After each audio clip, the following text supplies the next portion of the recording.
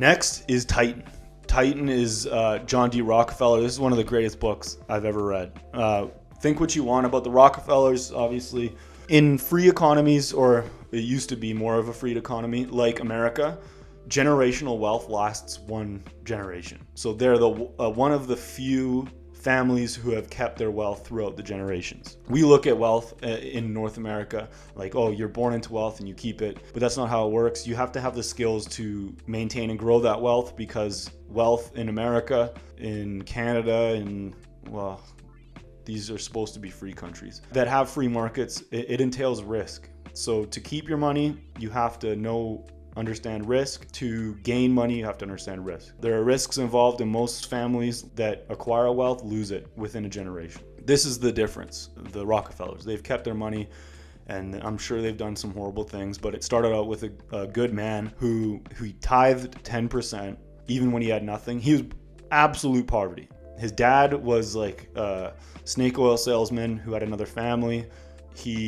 Nothing was expected of him. He had to feed his family at a very young age, 10 or 11, went to work super early, but he was very disciplined. He saw opportunity and seized it, and he maintained that discipline throughout his life. He was very charitable. He helped with bring slaves up from the south to the north. He helped with education. He helped with a lot.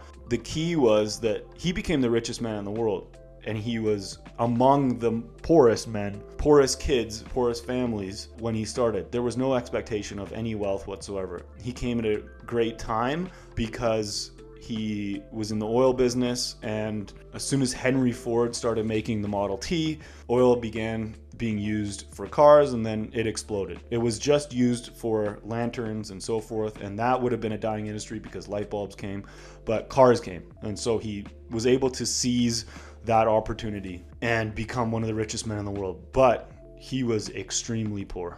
So if you live in a free country with a free market, I know they're quote unquote free markets now, but I'd love to bring back like truly free markets. But if you live in a country with a free quote unquote market, there is no limitation to what you can achieve.